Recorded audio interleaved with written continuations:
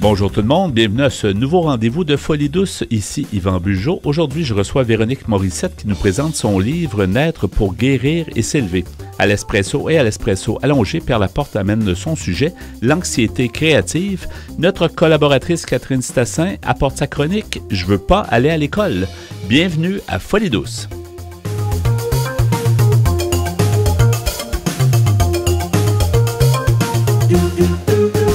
Que vous soyez au boulot, dans l'auto, à moto ou à vélo, en manteau ou en speedo, vous écoutez Folie douce. Je reçois maintenant mon invité, Véronique Morissette. Bonjour Véronique.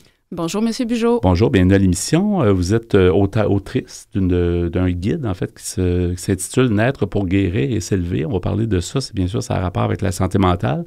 Ça a rapport avec la santé mentale aussi d'un enfant qui devient un peu le proche aidant d'un parent. Exact. Donc, c'est ça qu'on raconte ici. Mais j'aimerais... vous êtes d'abord technicienne d'intervention en délinquance, c'est bien ça? Oui, ça, c'est une formation que j'ai faite parmi tant d'autres. Oui, et vous êtes coach, je pense, PNL. Oui, j'ai fait une formation de coaching de neuroprogrammation, c'est ça que ça neurolinguistique, veut dire. PNL. PNL. Je suis certifiée coach PNL. OK, on va le définir tantôt, de toute façon, ce que c'est exactement. On va y revenir, mais j'aimerais, pour qu'on mette la table, en fait, j'aimerais ça que vous nous parliez un peu de votre vécu, parce que pour avoir fait ce guide-là, vous avez vécu un vécu spécial, particulier, que tous les enfants ne vivent pas. Donc, comment on peut mettre la table sur le sujet? Oui, effectivement. Moi, je viens d'une famille avec un parent qui souffre, qui est atteint d'une maladie mentale. Donc, j'ai évolué dans un milieu comme celui-là, dans un moment et dans un système familial qui n'a pas cherché d'aide, qui n'a pas reçu le soutien adéquat parce qu'ils n'ont pas fait la demande d'aide. Donc, il n'y avait pas de diagnostic. Donc, c'était très, très flou. Il n'y avait pas de mots. Il n'y a jamais eu d'hospitalisation parce que, tu sais, des fois, c'est ce qui se passe. Quand quelqu'un ne file pas, on va l'amener à l'hôpital, puis là, on va finir par avoir un diagnostic, puis on va partir de là. Mais... Oui, ça, c'est arrivé un peu plus tard dans ma vie de jeune adulte. À ce moment-là, mon parent a eu une hospitalisation, a vécu un internement et a reçu des soins par la suite et un suivi pour avoir de l'aide. Là, ça donne au moins des fois, on ne sait pas trop par où prendre ça, mais au moins, on a une idée un peu de ce qui se passe. C'est un peu ça. Exactement. Tu sais, là, après ça, on peut réaliser, OK, c'est ça qui est en train de se passer. Ah, OK, il y a quelque chose qu'on peut faire aussi pour s'aider là-dedans puis trouver des solutions. Puis oui, je le dis encore, là, chercher de l'aide parce que moi-même, étant jeune adulte, à un moment donné, je suis allée chercher de l'aide. Je suis allée consulter au CLSC de mon quartier pour obtenir du soutien parce que j'allais pas bien moi-même. Je trouvais ça difficile à la maison. Vous aviez quel âge à ce moment-là? J'avais 18 ans quand je suis allée... Pour l'aide, mais au début des problématiques de votre parent, est-ce que vous étiez jeune enfant pour dealer, pour moi, ça a toujours fait partie de notre réalité. Crise suicidaire, des crises en général. Sans m'étaler dans tous les symptômes. Il y avait une drôle d'atmosphère à la maison, disons. Oui, c'était pas toujours rose. Puis... Est-ce que c'était toujours ou ça y allait c'était par phase? Oui, c'était pas toujours comme ça, mais ça pouvait être très difficile parfois. Ouais. Puis qu'est-ce qui arrive dans un cas comme celui-là, dans une réalité de vie comme celle-là, quand le parent n'a pas de support ou d'aide et que l'autre parent non plus n'a pas nécessairement le support ou l'aide pour définir qu'est-ce qui est en train de se passer, aller chercher des outils, mettre en place des stratégies pour améliorer, puis ça se passe bien pour tout le monde, puis même pour les enfants. C'est que ça crée une charge, sur l'enfant. Je dirais pas que c'est nécessairement comme ça dans tous les systèmes, mais je pourrais mettre ma main au feu que ça se passe comme ça dans pas mal de familles, même celles qui ont de l'accompagnement, parce qu'on se repose beaucoup socialement sur le fait que premièrement, ça se passe pas dans ma cour, fait que je vais les laisser gérer comme ça. Des abus, de la négligence, peu importe, ça peut arriver aussi dans ces familles-là, puis il n'y a pas le support nécessaire. Puis on monte peut-être dans les années 90, peut-être 80, de fin 80, 90, dans ce point-là? Moi, je suis née dans les années 80, donc, tu sais, le temps que j'évolue, que je devienne ado et tout ça. Mais c'était quand même tabou, tu sais, on parle aujourd'hui, on a évolué, c'est encore très tabou, mais tu sais, quand on remonte à 80, 90, on parle de d'autres choses. Oui, tu sais, la génération de mes grands-parents, disons, parents de mes parents, c'était une avancée phénoménale d'aller chercher de l'aide psychothérapeutique en général pour le plus commun des mortels. C'était pas toujours bien vu. d'aller chercher de l'aide. Les gens étaient vus comme... Comme étant fou, entre guillemets. Ouais. Ils étaient pointés du doigt, tout ça. Mais comme enfant, c'est ça, parce que qu'est-ce qui vous a... C'est un livre qui a été publié il n'y a pas si longtemps, je pense à l'automne 2023, je pense. Oui, exactement. C'est ça. Donc, c'est un être pour guérir et s'élever, c'est effectivement... Il y a eu un processus, il y a eu un cheminement. Est-ce que le guide, c'était un peu un genre de... Est-ce que c'était pour un peu exorciser tout ça? Est-ce qu'il y avait des séquelles, entre guillemets, des séquelles, ou en tout cas des problèmes qui étaient restés de cette période-là? Bien, en fait, non. C'est pour ça que j'en suis arrivée à ce point dans ma vie où est-ce que j'ai été capable de l'écrire, ce livre, parce que depuis que j'étais adolescente, que ça me pesait, que c'était lourd, que je savais que j'avais à parler de cette réalité de vie. OK. Parce que je le savais que c'est un tabou. Moi-même, j'étais incapable de recevoir le support. Moi-même, j'étais incapable de m'exprimer, de parler de mes sentiments, de parler de mes émotions, de dire qu'est-ce qui se passe en réalité. De façon générale ou de façon générale, à cette situation-là? Et à cette situation-là. Mais dans votre vie en général, j'avais beaucoup trop peur de déplaire, de susciter des crises, de ne pas répondre adéquatement à ce qui est attendu de moi, de susciter des réactions qui peuvent être très, très stressantes pour un enfant ou pour une adolescente. Donc, tout ça pour dire que dans ma vie, j'ai cheminé en titi. Ouais. J'étais allée chercher de l'aide de tout bord, tout côté pour apprendre à m'affirmer, pour apprendre à, justement, aller guérir les traumas que je peux avoir vécus en lien avec cette réalité-là, puis les conséquences collatérales de ça. Ouais. Juste vivre normalement, parce que, tu sais, on a le droit, comme être humain, d'avoir une vie relativement normale. Tu sais, on aura toujours des enjeux, des problèmes, mais en même temps, ça reste qu'on a un droit, là, tu sais, d'être heureux, puis d'être capable, justement, de s'exprimer. Puis, tu sais, c'est tous les problèmes qui sortent de ce genre de situation-là, c'est pas voulu, c'est sûr. Hein? Non, exactement. Donc, dans ma relation avec mon parent... Vous savez, avoir un parent qui a une maladie mentale, c'est, pour l'enfant, apprivoiser le deuil de la relation du parent idéal, de la relation avec un parent. Oui, parce que c'est pas une relation, entre guillemets, normale ou pas idéale. Je dirais peut-être pas normale, il n'y a rien de normal dans la vie, mais c'est pas une relation idéale, tu sais, c'est ça, on voudrait avoir un parent. C'est pour ça que, tu sais, dans le fond, probablement qu'on regarde nos voisins, on regarde des autres familles, on a l'impression que tout le monde va bien, tout ça, mais c'est pas nécessairement le cas, là. Mais on a l'impression probablement que comme famille, on est dysfonctionnel, puis on est... tu sais, puis c'est pas ça qu'on souhaite comme enfant, on veut juste avoir les besoins de base, là, être sécure, être aimé, c'est un peu ça, là. Oui, c'est ça. Puis notre énergie est mobilisée à un petit peu, survivre. Est-ce que tout se passe bien à la maison? Est-ce que tout est OK? Est-ce que je fais tout comme il faut pour que tout se passe bien? Parce qu'on se sent responsable aussi de la souffrance de l'autre, parce qu'on voit des fois comment le parent peut réagir de manière démesurée. Ou il peut y avoir des surprises aussi. L'enfant, tu sais, qui revient de l'école, il ne sait pas quelle sorte de parent il va trouver. Exactement. Ça, c'est l'incohérence. C'est stressant, ça, oui, je pense. Ça, c'est extrêmement stressant, de jamais savoir sur quel pied danser. Quelle journée ça va être une bonne ou une mauvaise journée. Exact, c'est ça. Exactement. On parlait tantôt de PNL, vous êtes coach PNL. Là. Qu'est-ce que ça signifie, si on veut le préciser un peu, qu'est-ce que ça fait? Oui, je l'ai un peu bafouillé tout à l'heure, c'est programmation neuro-linguistique. OK. En fait, c'est un type d'accompagnement bref.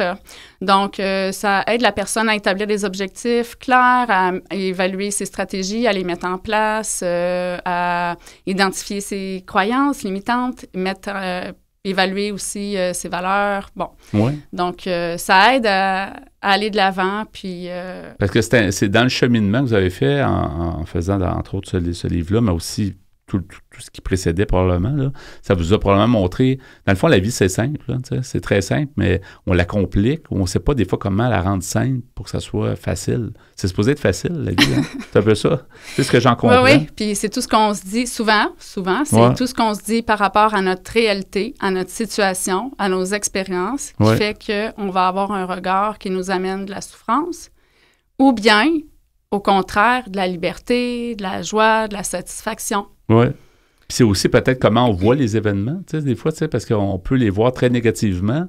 On peut voir les événements, ça dépend toujours de notre perception. Finalement, la vie n'est pas facile de personne, mais c'est la façon dont on la regarde. Là. C'est ça, c'est notre perception, puis aussi l'histoire qu'on se raconte à propos de notre histoire. Ouais. C'est ça qui fait qu'on évolue. C'est ça qui fait qu'on peut s'en guérir aussi. Oui.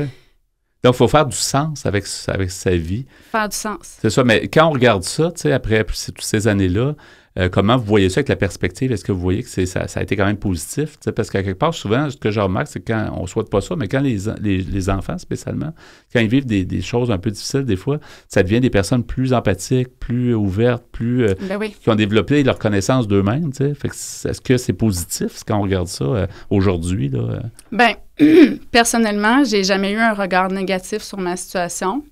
Oui, j'ai déjà eu des émotions vraiment désagréables, j'ai déjà eu des idées noires, j'ai déjà eu toutes sortes de sentiments puis de perceptions par rapport à ma vie en général. Mm-hmm. Mais par rapport à mes parents, par rapport à mon milieu familial, j'ai toujours vu mes parents comme des personnes qui ont fait tout ce qu'elles pouvaient avec les moyens qu'elles avaient. Ils ont eu leur vécu. Ils ont eu leur lot de souffrance. Mm-hmm. Donc, excusez-moi. Donc, c'est un peu normal. Là, c'est un peu normal. Puis moi, j'ai été précipitée dans le rôle d'une personne qui est témoin de la souffrance vive de quelqu'un, qui a eu son lot de trauma aussi. Et puis, j'ai appris à transmuter ça, j'ai appris à être le témoin de ça. C'est devenu une qualité. Je suis devenue accompagnante. Ça fait plus de 20 ans que j'œuvre dans le domaine de l'accompagnement pour aider les personnes à prendre soin d'elles, à se développer, à Il y en a beaucoup de gens, il y en a beaucoup de gens comme vous que je me rends compte qui ont vécu des moments difficiles puis se sont devenus des personnes. Fait que, tu sais, à quelque part, on se dit toujours, tu sais, il n'y a rien de mal, vraiment. Il y a toujours une raison pour tout, là, dans le fond. Puis, tu sais, ça prend des gens, mais il faut que ça soit aussi des gens qui sont allumés à ça puis qui sont ouverts à ça. Tu sais, vous l'étiez peut-être depuis toujours parce que vous êtes allé chercher même de l'aide au CLSC. Fait qu'il y avait déjà comme un besoin ou un intérêt à vouloir trouver des réponses ou comment conjuguer avec ces situations-là. Hein. Oh, oui, à un très jeune âge, je me suis posé des questions sur le sens de la vie. Oui.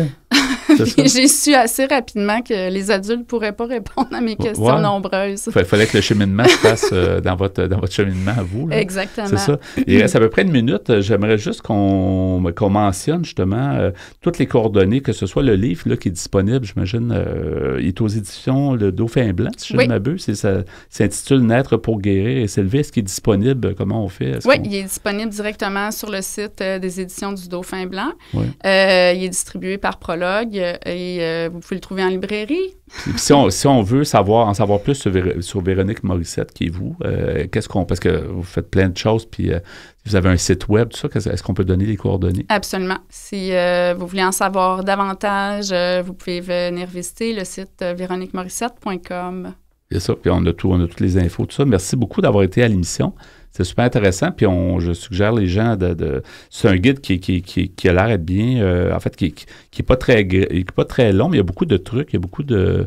Tu sais, ce que j'ai vu, là, c'est vraiment intéressant, ça pose les bonnes questions aussi, puis ça aide la réflexion, je pense, il est très positif, tu sais, de ce que j'en ai ressorti, là, je trouve que c'est... Merci. Ouais, j'ai mis vraiment beaucoup d'outils de stratégie, des questions de coaching, des visualisations, des techniques d'ancrage, toutes sortes d'outils que j'ai créés puis que j'ai recueillis tout au long de mon cheminement. C'est excellent. Merci beaucoup, Véronique, et puis à une prochaine. Ça fait plaisir, M. Bugeaud. Au revoir. Au revoir. Folie douce est aussi présent sur Instagram. Venez nous voir. C'est maintenant le moment du segment Espresso. Bonjour Pierre Laporte. Salut Yvan. Alors Pierre, ton sujet aujourd'hui, l'anxiété créative. L'anxiété créative, oui, cette espèce d'anxiété qui guette les gens qui travaillent dans des milieux créatifs, ou ça peut être des gens qui font ça simplement en amateur aussi. C'est pas nécessaire d'être un professionnel pour ressentir cette anxiété. Mais dans les milieux, effectivement, il y a des heures de tombée, tout ça, j'imagine, tu vois, on sait c'est quoi, puis c'est toujours rush, c'est toujours pour hier, là, ça crée une anxiété, c'est sûr. Oui, mais il y a toutes sortes de raisons de ressentir cette anxiété chez les créateurs. Alors, l'article s'appelle « L'anxiété créative et comment la vaincre ». J'ai pris ça sur le site apprendre-à-dessiner.org parce que on vit ça aussi chez les dessinateurs, c'est illustrateurs, etc. Ouais, tous les créatifs, qui ont des dates de tombée, des moments, là, puis ils ont un délai, là, c'est sûr que ça donne du stress. Hein. Écrit par un monsieur du nom de Pitt Graff, qui est un ancien kinésithérapeute recyclé en prof de dessin. Ah bon? Alors, tout un nom. Il doit savoir de quoi il parle, j'imagine, avec un nom comme ça. Ben ouais. Alors, ce monsieur Graff nous dit « Attention, faire de l'art n'est pas toujours facile. On doit apprendre une technique, un métier pour certains, mais aussi acquérir de l'expérience et produire des œuvres. Pour réaliser nos créations, nous y passons beaucoup de temps. Nous dépensons de l'argent et de l'énergie et nous éprouvons une quantité d'émotions. Et c'est justement là que commencent les difficultés. Parmi ces émotions, il y aura forcément des négatives. Nous craignons l'échec, la gêne, et lorsqu'il s'agit de travaux profondément personnels, nous devenons très vulnérables. Ces différents sentiments peuvent alors paralyser les artistes. Tous vont connaître à un moment donné, de manière plus ou moins intense et sous différentes formes, un état d'anxiété créative. Cela donne à certains le désir de la création, mais sans qu'ils réussissent pour autant à s'organiser. La seule idée de s'asseoir pour créer peut générer une résistance forte. D'autres vont même éviter tout moment dédié à la création par peur de se sentir vulnérables à travers elle. Il y a aussi le trac classique pour certains et enfin la peur d'être un imposteur qui pousse à douter de son savoir et de ses expériences passées, même si elles ont été positives et reconnues comme telles par d'autres. Contrairement au blocage créatif tel qu'on l'entend habituellement, la raison pour laquelle on a du mal à créer n'est pas forcément un manque d'idées, mais plutôt une résistance de notre propre esprit au travail lui-même. L'anxiété créatrice pourrait être comparée à un blocage sans fin. La personne se retrouve alors noyée dans les idées, incapable de s'organiser et même paralysée pendant des jours, des semaines et bien plus encore. Ce blocage peut être perçu par les autres comme de la simple procrastination et il empêche les artistes de créer, de compléter ou de montrer leurs travaux. De plus, cette anxiété créative ne fluctue pas toujours de la même manière que l'anxiété classique et peut prendre plusieurs formes selon le type de personne ou le travail à effectuer. Parmi les symptômes de cette anxiété créative, on peut citer procrastiner, comme je disais tantôt, mais fuir tout travail créatif, trouver des excuses pour ne pas montrer une création, refuser de vendre ses créations, être incapable de faire un choix créatif ou de prendre une initiative, comparer son travail à celui des autres et se dévaloriser, se mettre en colère lorsque les autres nous critiquent, même si c'est constructif, se sentir déprimé si on n'a pas les retours tant attendus, avoir l'impression qu'un travail n'est jamais terminé et prendre le risque de rater d'autres opportunités. C'est pas drôle, hein? Il vend le métier d'artiste. Surtout quand on est à son compte. C'est ça, je me dis. Oui. Les gens qui disent ils ont peur de rater d'autres opportunités, des fois, c'est peut-être un peu ça aussi. S'ils livrent pas bien puis s'ils ne sentent pas bien, c'est ça. Oui. Non, c'est pas drôle. Hein? Non. Et parmi les autres symptômes, il y a sous-évaluer son travail lors de la vente d'une création, se surcharger de travail en acceptant de nouveaux projets sans avoir fini les anciens, croire que les autres ont de meilleures idées que soi, ne pas savoir quel projet aborder en priorité, éviter de parler de ses créations même, ou finalement en parler sans cesse alors que l'on ne fait rien véritablement. Beaucoup pensent que les symptômes décrits ci-dessous sont normaux et qu'ils font partie du processus de création. Pourtant, ils peuvent être en réalité représentatifs d'un problème plus profond et plus dommageable. Le risque à terme est alors de trouver son travail de création trop usant mentalement, de finir par s'arrêter complètement et de préférer opter pour un chemin de vie émotionnellement moins compliqué. Malheureusement, il n'y a pas de solution miracle pour surmonter cette anxiété. Mais il existe différentes petites stratégies pour dépasser ce blocage. La première chose, c'est de rester professionnel et de garder ce que l'on veut vraiment en tête. Il nous dit « Je sais, ce n'est pas forcément ce que beaucoup espéraient, mais nous avons tous des choses à réaliser, des objectifs à atteindre. Garder cela en tête peut permettre de se ressaisir lorsque cette anxiété créative se manifeste. Il est très important de vous asseoir à votre poste, comme tous les jours, mais avec un laps de temps déterminé et plus restreint qu'à l'accoutumée. Oui, il faut se ressourcer aussi, parce que c'est ça, les créateurs ont besoin aussi de, comme tout le monde, là, on a besoin de se ressourcer puis de prendre un certain break, entre guillemets. En bon français. En bon français, oui. Alors, M. Graff continue en disant, bien évidemment, cette anxiété sera toujours présente et ne disparaîtra pas comme par magie. Il faut être conscient qu'elle est normale et inévitable. Cela arrive même aux meilleurs d'entre nous. Alors la petite voix dans votre tête vous poussera à fuir, mais n'en faites rien. Le lendemain, faites la même chose, avec un temps de travail plus long, etc. N'oubliez pas non plus que créer représente pour vous ce que ça représente.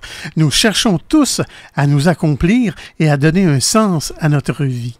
Alors, je m'arrête ici et je poursuivrai un peu plus tard. Oui, merci pour l'anxiété créative plus tard à l'émission.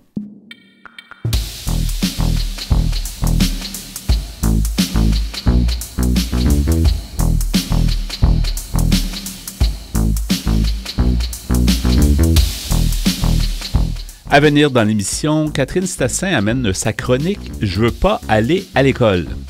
À l'espresso allongé, Pierre Laporte poursuit avec son sujet « L'anxiété créative ». Vous voulez échanger avec nous? Vous désirez participer à l'émission? Notre site web est antenne.qc.ca. Utilisateur des réseaux sociaux, cherchez Folie Douce Radio pour nous trouver. Vous écoutez actuellement Folie Douce, pionnier en santé mentale depuis 1991. Folie Douce, une communauté, une radio.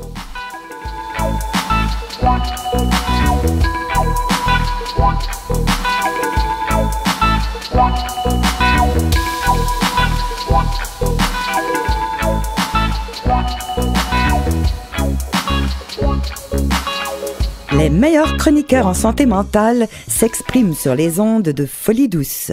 Écoutons-les. C'est maintenant le moment d'accueillir Catherine Stassin. Bonjour Catherine. Bonjour Yvan. Bonjour, ta chronique aujourd'hui, je veux pas aller à l'école. J'ai l'impression que c'est un enfant qui dit ça.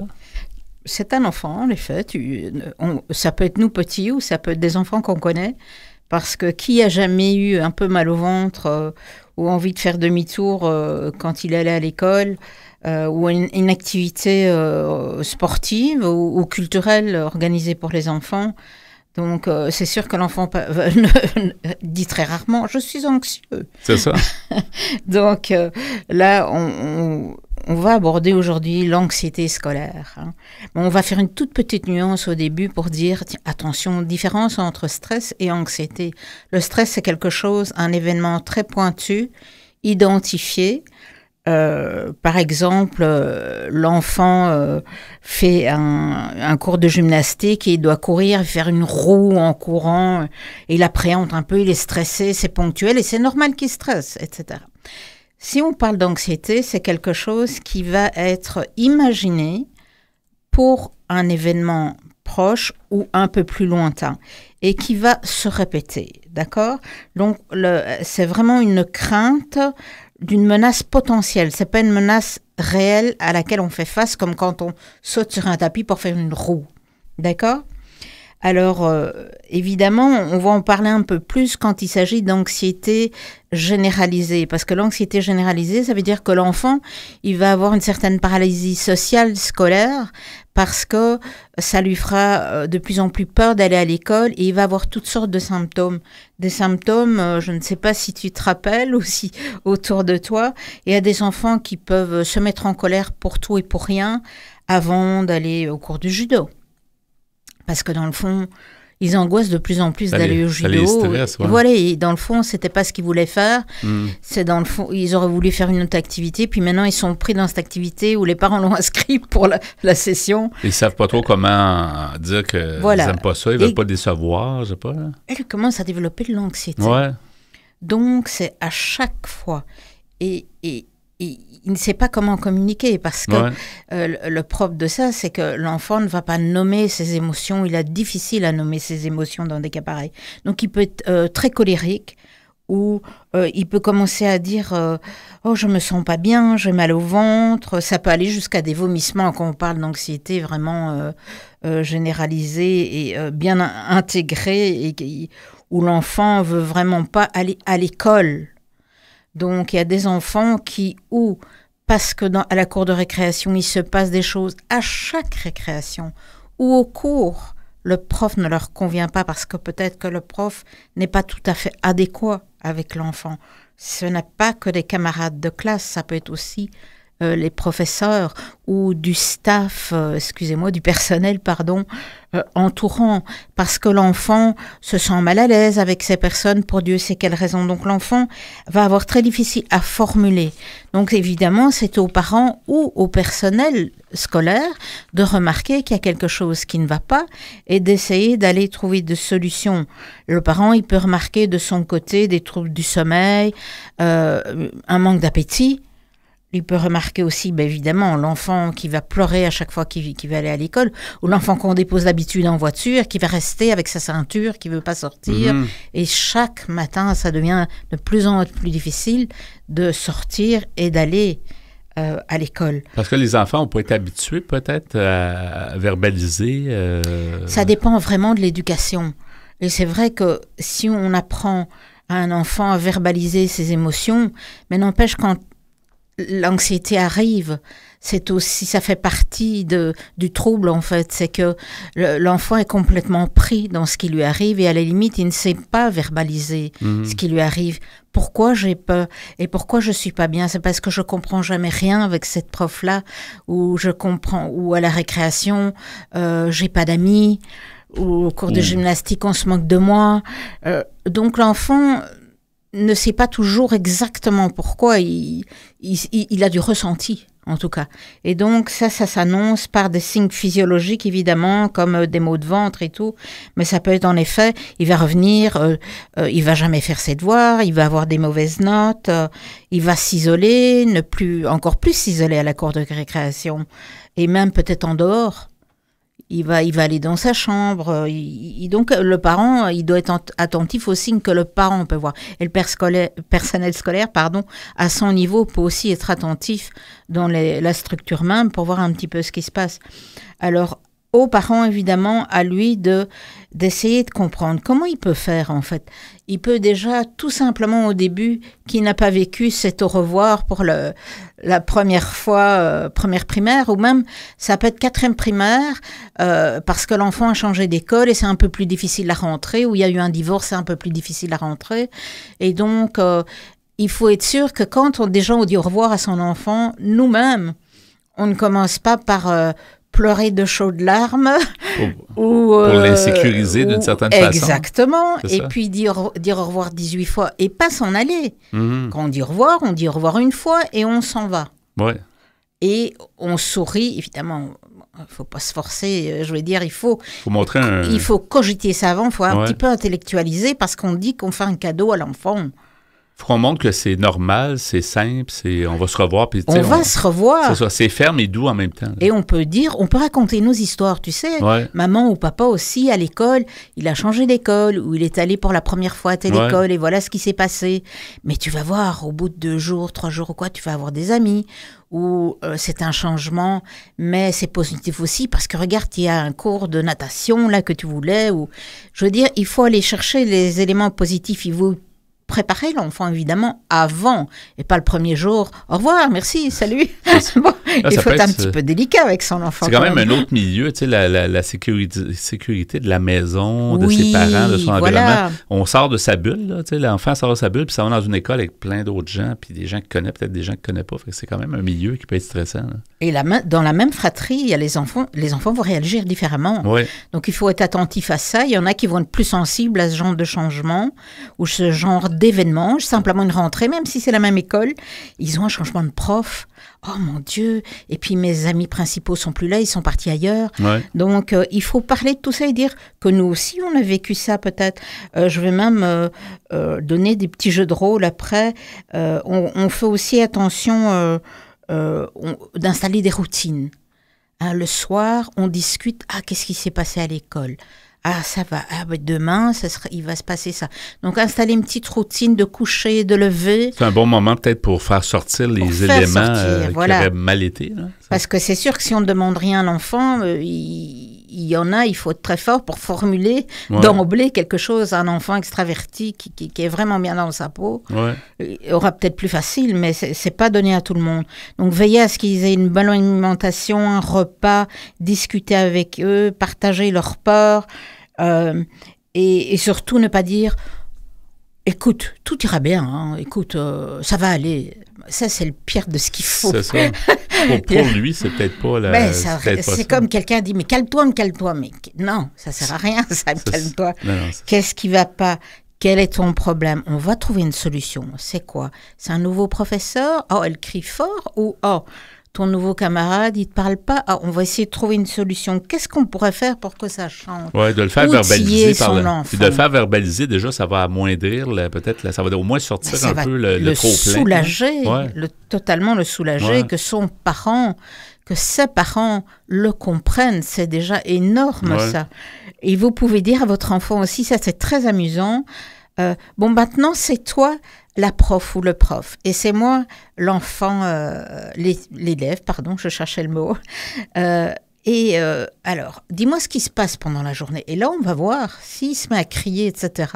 On va voir qu'il y a un petit problème l'imitation du professeur. La vérité sort par la bouche des enfants. On va savoir. Et s'il décide plutôt, oh non, je veux jouer à la cour de récré, et puis là, s'il vous tape ou il vous pique des billes ou je sais pas quoi, ou bon là je vais être dans les extrêmes, hein, mais je veux dire, on peut voir du coup, tiens, qu'est-ce qui se passe, pourquoi il est mal, ou tiens, qu'est-ce qui se passe dans le vestiaire de la gymnastique. Donc en faisant un si jeu de rôle, on pique ses affaires au vestiaire. C'est un bon truc. Oh, le jeu de rôle, les enfants. C'est amusant, mais en même temps, on voit vraiment ce qui peut se passer. C'est comme une imitation. Exact. Parce qu'il va pas oser formuler peut-être, parce qu'il est peut-être un petit peu gêné. Il va pas peut-être savoir comment le faire aussi. Alors qu'en imitant, c'est plus facile. Là.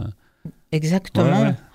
Et puis, on va quand même dire des choses un petit peu positives et encourager l'enfant à aussi dire qu'est-ce qui a vraiment fonctionné à l'école, qu'est-ce qui a fonctionné à la gymnastique ou à la garderie ou dans une autre activité quelconque à laquelle il participe. Qu'est-ce que tu as aimé vraiment? Est-ce que tu as bien mangé? Est-ce que tu as fait des amis? Est-ce que la prof est sympa? Et aller chercher des choses positives de la journée aussi. Parce qu'il y en a aussi. Puis pas de s'éterniser, ça peut être une courte discussion, une routine chaque jour de peut-être de 10-15 minutes, mais juste le temps de faire le tour. Oh mon Dieu, largement, tout à fait. S'il n'y a pas un problème ou s'il n'exprime pas, on va voir si son malaise continue, c'est-à-dire est-ce qu'il ne mange pas, est-ce qu'il ne dort pas. Là, on va se dire qu'on va devoir approfondir. Mais sinon, les enfants participent quand même relativement bien si on est détendu et qu'on n'est pas interrompu 4 fois pendant qu'on lui dit ça. On doit le prendre à part. Si il partage la même chambre, il faut un petit peu être délicat et se dire que l'enfant se confie quelque part et aller envoyer son frère ou sa sœur faire autre chose. C'est son histoire personnelle, puis il va se sentir plus un à un, justement. Là. Exactement. Et surtout, ne pas oublier qu'un parent ou un prof ou du personnel scolaire, on n'est pas des soignants. Donc vraiment, si on voit qu'il y a quelque chose qui persiste, demandez de l'aide. OK?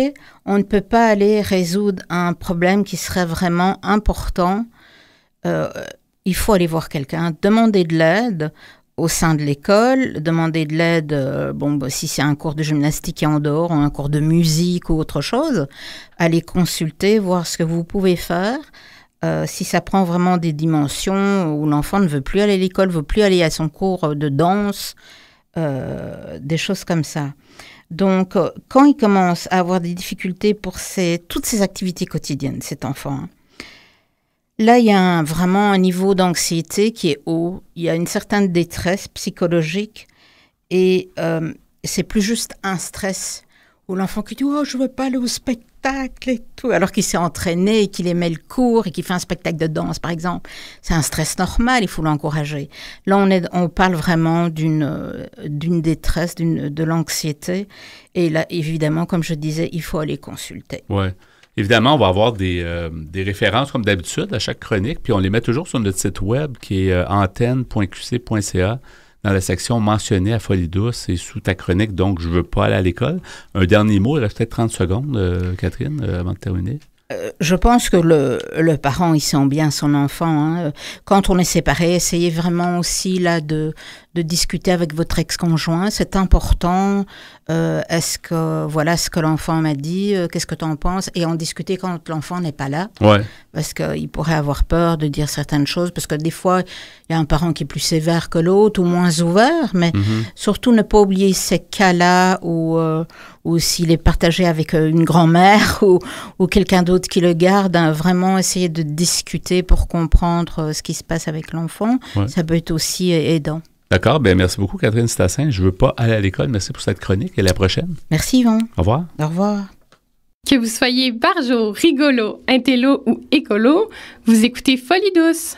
Nous poursuivons au micro avec l'Espresso allongé et le sujet l'anxiété créative. Pierre, tu as commencé plus tôt. Oui, et c'est d'après un article que j'ai trouvé sur Internet qui s'appelle « L'anxiété créative et comment la vaincre » sur le site apprendreadessiner.org, écrit par M. Pete Graff, qui est un professeur de dessin. Alors, ce monsieur Graff, c'est un drôle de nom pour... ça doit être un nom d'emprunt, à mon avis. Peut-être, mais tu sais... Graff pour graphiste. Oui.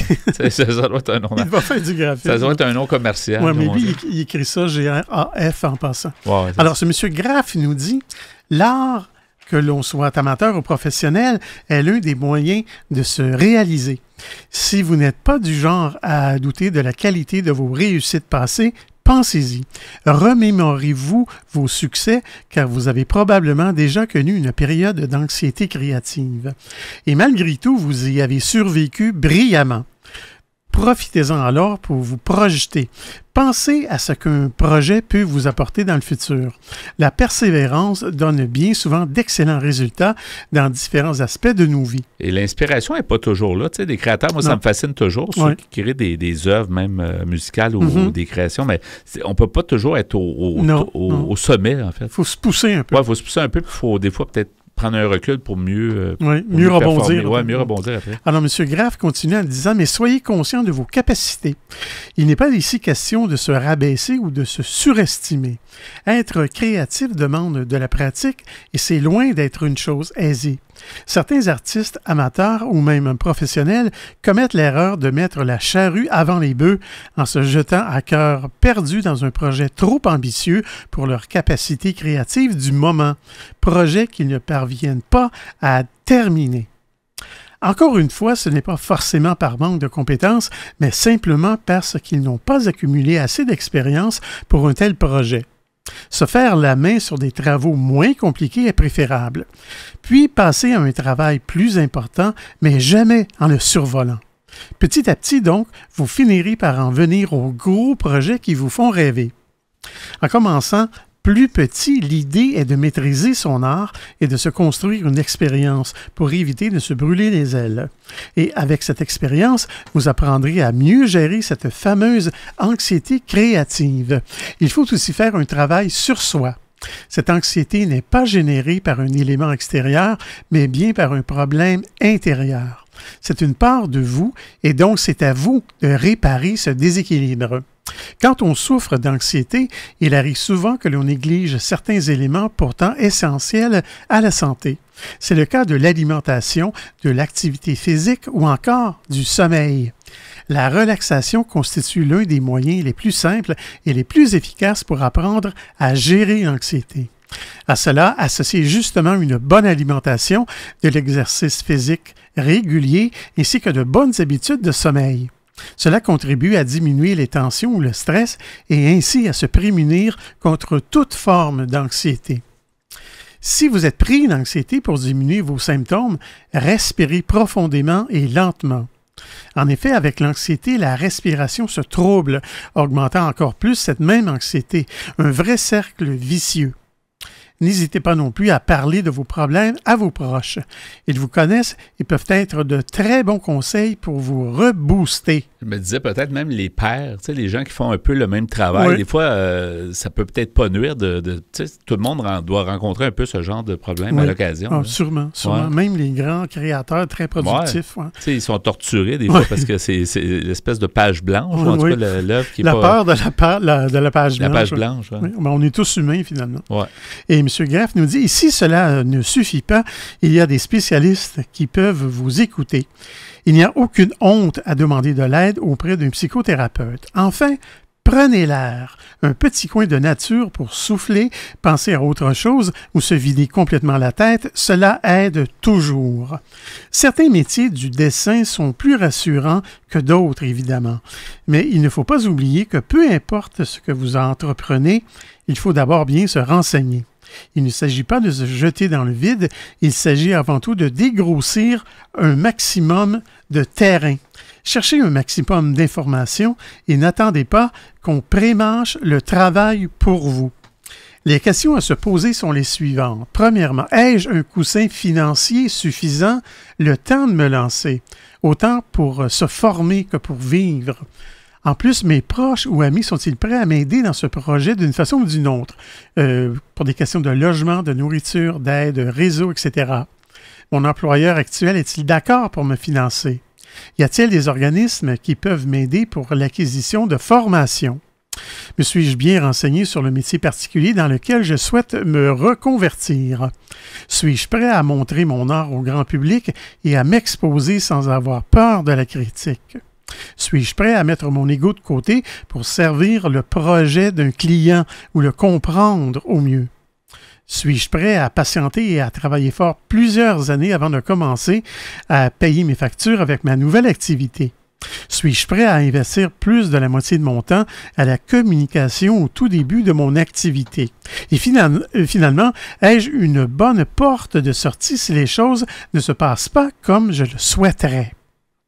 Et comment éviter d'angoisser de ne pas être à la hauteur d'une nouvelle mission artistique ou d'un nouveau client? La solution n'a pas l'air si simple et pourtant elle l'est. En réalité, vous n'avez rien à perdre à part des regrets.